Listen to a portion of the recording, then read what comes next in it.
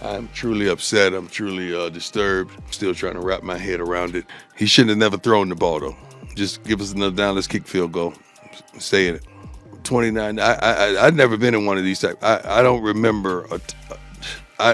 From youth on, I don't remember being up 29-0 and losing a football game. I really don't. This is a little tough for me. What I just said in the locker room to the team is they got to make up in their mind, are they in love with this game or are they in like with it? Because when you love something, you give to it unconditionally. You give everything you got to it, but when you like it, that's just a button you push. And it lights up in a like. That's what they do on social media. So we got to figure out, do they love it or do they like it? And it's hard for me because I love this. I love it. Without a shadow of a doubt, I am truly 100% in love with this thing. And I just want people to match me. Just match my passion, match my heart, match my love, match my consistency, just match my mannerisms, just match every darn thing I give to this game. I love this. Sadly, I love it so much, but the game don't even occupy the ability to love you back. That's a strange love, isn't it? Oh man, so last night I began watching the Colorado game in the gym, but by the time I finished my cardio, they were up 29-0. I left and went home. I tuned back in, and the wheel just started to fall off, bro. The Buffs ended up losing in OT 46-43, and everyone deserves blame, bro. From Shedeur Sanders to Travis Hunter and even Coach Prime. Yep, Coach Prime deserves some blame too. Listen to Coach Prime speak on the L. Coach Matt Smith, 104.3 The Fan. Yes, it seemed sir. like in the second half, maybe just some communication issues there with the coaching staff. Did you feel that? In what regards? Substitution errors. It felt Substitution on defense? Yes, sir. Yeah. There's so many different packages that you run and so many different personnel, but you got to understand we're basing our change of personnel on what they're changing. So that kind of happens when they're having different personnel groups and the referee is holding the game up, so we get a chance to substitute as well. What was happening is one guy was coming off the field appropriately, and he saw something, and he stopped. So that gives us 12 men on the field. It was things like that was transpiring, which we can't even wrap our head around it because we practiced this stuff repeatedly. Obviously, that second half, it was the connection from quarterback to 13 was killing you guys, and Travis was on him quite a bit.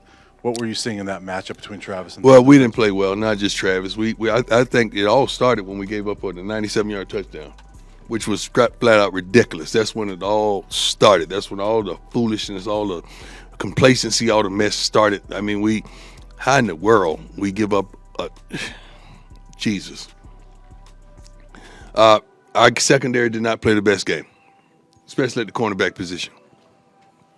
Okay, so DB Omarion Cooper slips on a slant route and gets Alec Ionammer going, who then caught a slant and took it 97 yards. I ain't even know this dude existed, and now he's a household name in my eyes, goddammit. Now, on offense, Shedeur started to get pressure and couldn't scramble like he did in the first half, which always makes Shedeur run backwards for whatever reason.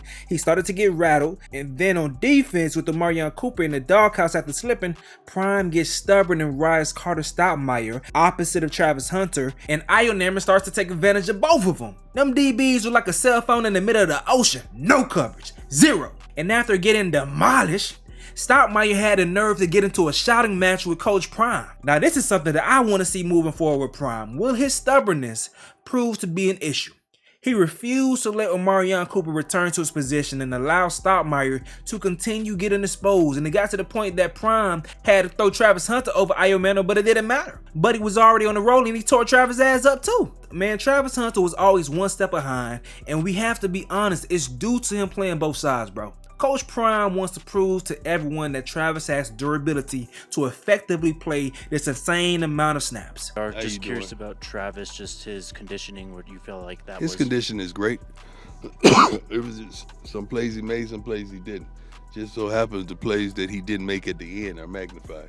but the plays he made kept us in the game. Listen, bro, I just don't agree with it. I don't agree with this call because an obvious adjustment needs to be made. You have a wide receiver that's having a breakout game and arguably the top cornerback in college football. As that wide receiver is resting, that same corner, Travis, is the #1 option on offense. Then he has to come back on the other side and chase that guy, Iron Man, all over the field. Prime, you have a stud freshman wideout, Omarion Miller, who has proven what he can do in that role. That was the gift that you was given during Travis Hunter's absence. You seen that Omarion Miller could play in that role. This is the time that pops up into your mind, and you let Travis keep his legs fresh and give his all at DB. But it was 2 unenforced errors by Colorado Stars that really affected this game. When the game was 19-29, 3rd-and-22 on like the 31 or something like that, Colorado gets a sack and Stanford is getting ready to send a field goal unit out there to kick a field goal. But Travis Hunter loses his mind and gets into a shoving match, goes crazy and gets an unsportsmanlike penalty and keeps the Buffs on the field. Stanford then turns the opportunity into a touchdown. Fast forward to the last possession for Colorado within regulation, you have Shedeur Sanders on a clutch 3rd down, missing Travis Hunter on a routine out route, bro. Now they have to punt the ball. Those plays are confidence killers and momentum builders. If your main guys are off their game, that affects the entire team. And of course, the same 2 dudes are a part of the 2 plays that decided the game in OT. Travis being beat on a fade route, and then Shedeur with the boneheaded throw that led to an interception. What kind of happened in overtime where maybe there was miscommunication on that play when it turned into an interception? Yeah, first of all, he should have never thrown the ball. Yeah, I think something else transpired on that play that shouldn't happen. So he shouldn't have never thrown the ball though. Just give us another down, let's kick field goal. Troy Finnegan, CU Sports Report. Take me through the last play in overtime, the interception, and what you saw on that play as you were kind of escaping, trying to make a play. It was just a dumb play. I just threw it up. Simple. You're damn right it was a dumb play.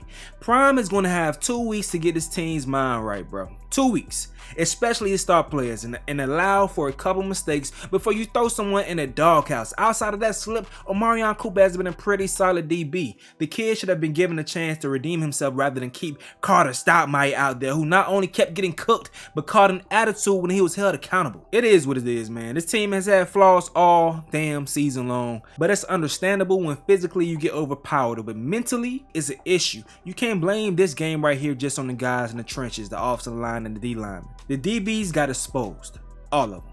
At least Colorado's receivers caught the ball last night, but the play calling was subpar like it always is, and get rid of that goddamn Rick Ross formation.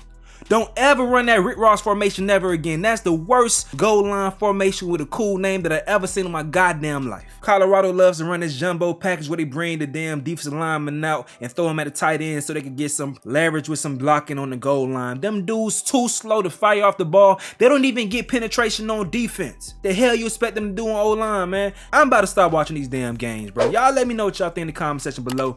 I'm going to get up out of here though, man. It's your boy Stacy. We had to go in depth with some football on this one, dog. Ain't nothing else going on in the world, really. Y'all let me know what y'all think. I'm going to get up out of here though. Yo.